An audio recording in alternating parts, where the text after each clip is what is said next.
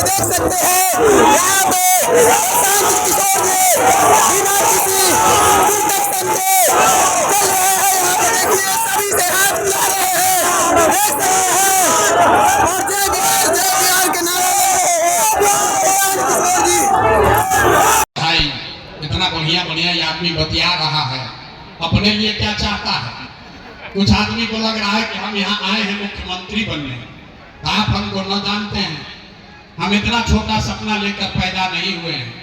इतना पसीना इतना मेहनत इसलिए नहीं कर रहे हैं कि हमको मंत्री बनना है।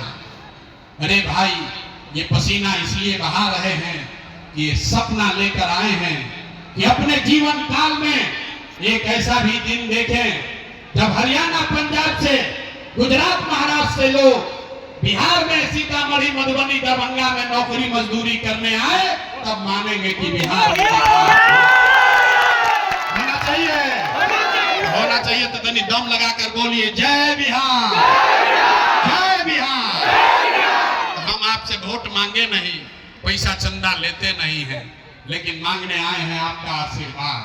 अगर हमारा बात आपको ठीक लगा, अगर आप समझते हैं कि जो काम कर रहे हैं ये ठीक काम है, जो रास्ता बता रहे हैं ठीक रास्ता है, तो और कुछ नहीं, जाने से पहले एक बार हाथ उठाकर दुआ और आशीर्वाद दीजिए और बताइए कि ये प्रयास होना चाहिए कि नहीं होना चाहिए? प्रयास होना चाहिए कि नहीं होना चाहिए?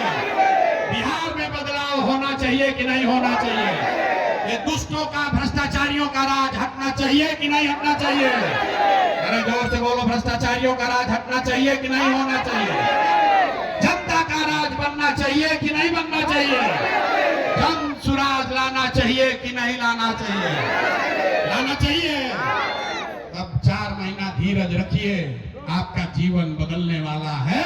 छठ के बाद बिहार में खुशहाली आने वाली है। एक बार जोर से बोलिए जय बिहार, जय बिहार, जय बिहार। बहुत बहुत रुकला भाई, हम पुलिस सिपाही लेकर न चलते हैं। हम अभी गाड़ी के पास आएंगे, महिला लोग बैठा, धक्का धुक्की मत कीजिए, बाहर वहाँ गाड़ी के पास आइए, वहीं पर फोटो खिंचा लीजिएगा, हाथ मिला लीजिएगा, धक्का मत कीजिए, गाड़ी के पास चलिए। महिला लोग यहाँ दबाइएगा ना, आ रहे हैं नीचे, आ रहे हैं, चलिए ठीक है बाबा, हाथ मिला लीजिए। जय बिहार। कि 10 बरस बड़े बड़े दल और नेताओं को जिता के ये अनुभव किया कि नेता और दल के जीतने से जनता का जीवन नहीं बदलता। ये आपको हमको लगता है कि हमारा दल जीत गया, हमारा नेता जीत गया। मेरे भाई सच्चाई ये है कि जो जीत गया वो जीत के हेलीकॉप्टर पर गया, और आप और आपके बच्चे जहां थे वहीं रह गए। तो हमें ये अनुभव हुआ कि अगर भगवान ने हमको ये शक्ति बुद्धि दिया है, ये ताकत दी है कि जिसको सलाह दे दें, जिसका हाथ पकड़ ले वही जीत के राजा हो सकता है, तो ये तय किया कि नेता और दल को तो बहुत राय सलाह दे दिए, एक बार चल के बिहार की जनता का हाथ पकड़ते हैं, बिहार की जनता का हाथ पकड़ते हैं, आपको सलाह देते हैं ताकि आपका जीवन बदले और आपके बच्चे भी जीत कर आए, बिहार के बच्चे जीत कर आए। इसलिए ये अभियान शुरू किए। वोट नहीं मांगते हैं, वोट काहे नहीं मांगते? अरे भाई वोट मांगने वाला तो हर एक 2 बरिस पर आपके यहाँ कोई ना कोई आता ही है। जो आया यही कहा हमको वोट दे दो, हम आएंगे तो सब कामें हो जाएगा।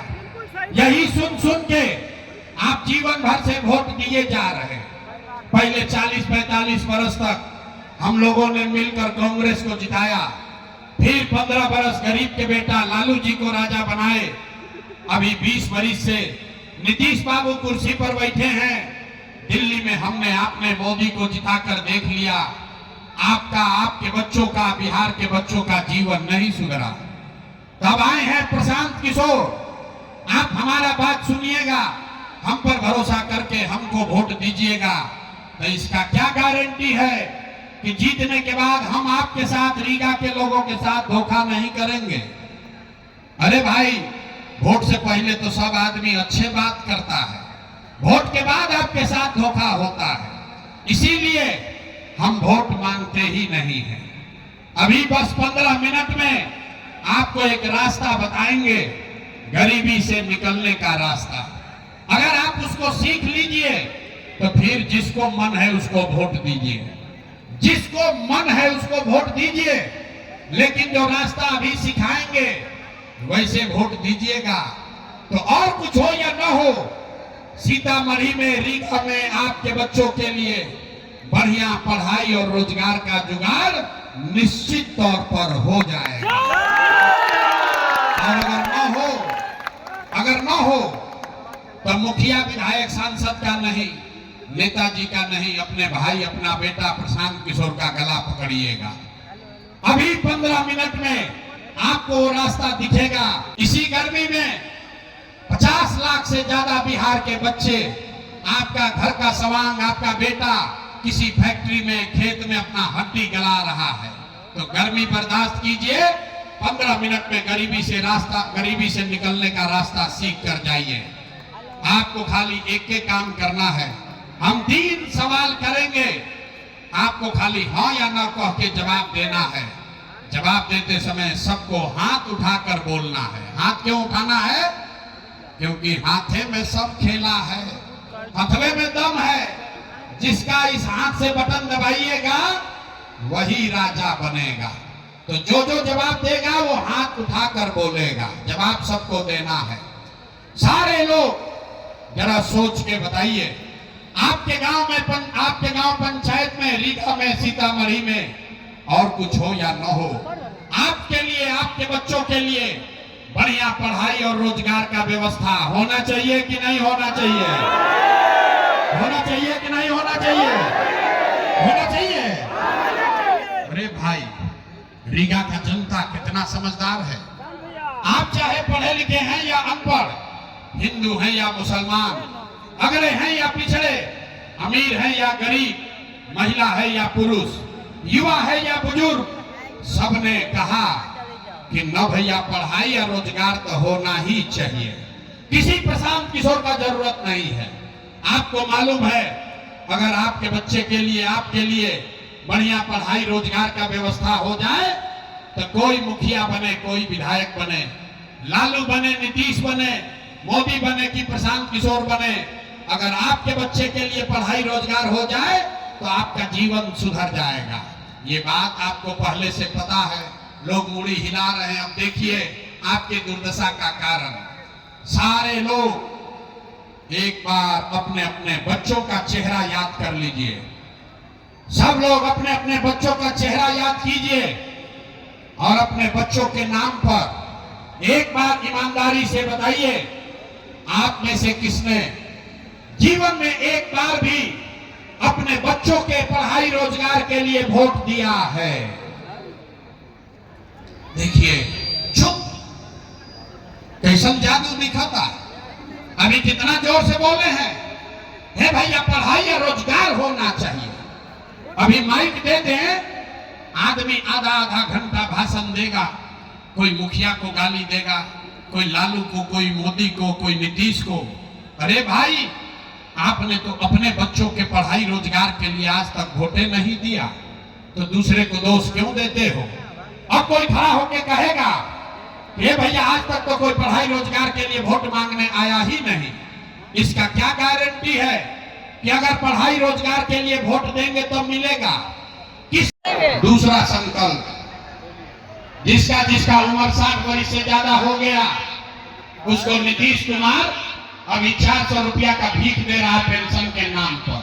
कहीं तय हुआ इस बार जब जनता का राज बनेगा तो छठ के 1 महीना, कार्तिक महीना से 60 वर्ष से ज्यादा उम्र के हर महिला पुरुष को 400 रुपया का भीख नहीं, हर महीना 2000 रुपया का सम्मान राशि जरूर मिलने लगेगा। होना चाहिए कि होगा कि चाहिए? जोर से बोलो यार, होना चाहिए नहीं होना चाहिए? कल 10-12 हजार के रोजी रोजगार मिल जाई, 2000 रुपया बूढ़ आदमी के मिले लगी, ऐसे जीवन ना सुधरी। जीवन तब सुधरेगा जब आपके बच्चे पढ़ लिख कर अफसर बनेंगे, तो जिसका जिसका बच्चा नाती पोता 15 वर्ष से कम उम्र का है, गरीब का बच्चा भी जाता है स्कूल में पढ़ने, वो पढ़ता नहीं है, खिचड़ी खाया घरे चला आया। इसलिए तय हुआ कि जिसका बच्चा भी 15 साल से कम उम्र का है, जब ये